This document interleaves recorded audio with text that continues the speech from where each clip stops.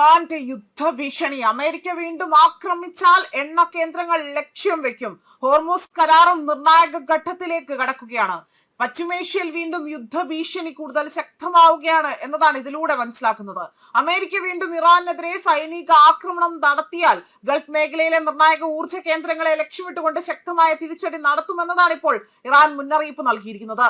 American president Donald Trump ഇറാനെതിരെ വീണ്ടും സൈനിക നടപടി സ്വീകരിക്കാമെന്ന സൂചന നൽകിയതിന് പിന്നാലെയാണ് ടെഹ്റാന്റെ കടുത്ത പ്രതികരണം. ഇറാന്റെ മുന്നറിയിപ്പ് ഗൾഫ് മേഖലയിലെ എണ്ണ ഉൽപാദന കേന്ദ്രങ്ങൾക്കും കയറ്റുമതി സംവിധാനങ്ങൾക്കും നേരിട്ടുള്ള ഭീഷണിയായാണ് വിലയിരുത്തപ്പെടുന്നത്.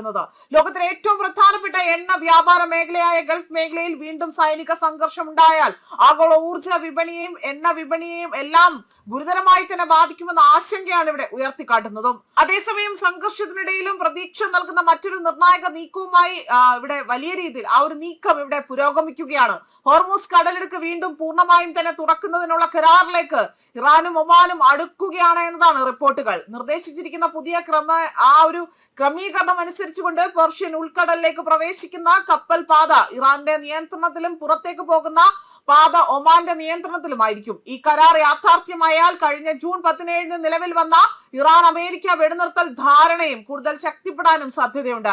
കഴിഞ്ഞ 5 മാസമായി തന്നെ പശ്ചിമേഷ്യയെ അസ്ഥിരമാക്കിക്കൊണ്ട് സംഘർഷങ്ങൾക്ക് ഇതോടുകൂടി തന്നെ ശമനം ഉണ്ടാകുമെന്ന പ്രതീക്ഷയും ഇവിടെ ഉയരുകയാണ്. അതേസമയം ഹോർമൂസ് കരാർ ഉടൻ തന്നെ യാഥാർത്ഥ്യമാകുമെന്നതാണ് അമേരിക്കൻ പ്രസിഡന്റ് ഡൊണാൾഡ് ട്രംപ് സൂചിപ്പിച്ചിരിക്കുന്നത്. എന്നാൽ ചില നിർണായക വിഷയങ്ങളിൽ ഇനിയും അന്തിമ ധാരണയായിട്ടില്ല എന്നതാണ് അമേരിക്കയുടെ ഔദ്യോഗിക നിലപാട്.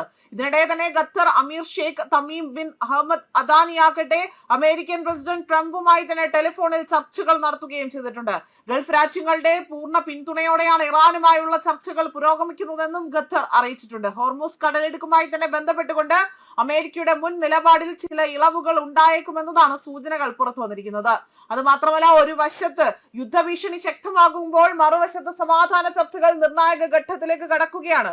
ഇപ്പോഴത്തെ പശ്ചിമേഷ്യൻ ചിത്രം വളരെ വ്യക്തമായി തന്നെ കാണാൻ സാധിക്കുന്നു.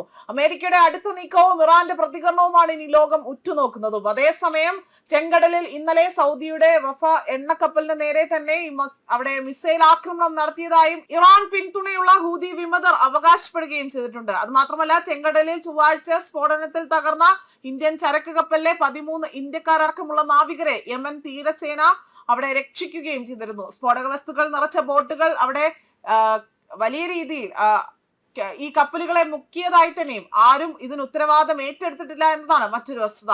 അതോടൊപ്പം തന്നെ ഹോർമൂസ് കടലെടുക്ക് ഇറാൻ അടച്ചതിന് പിന്നാലെയാണ് ചെങ്കടലിലെ ബാബുൽ മൽദാബിൽ അവിടെ ഹൂതികളാകട്ടെ സൗദിക്ക് നേരെ വലിയ രീതിയിലുള്ള ഉപരോധം പ്രഖ്യാപിച്ചതായിട്ടുള്ള വാർത്തകളും പുറത്തു വന്നിരിക്കുന്നത്. ന്യൂസ് ഡെസ്ക് കർമ്മ ന്യൂസ്.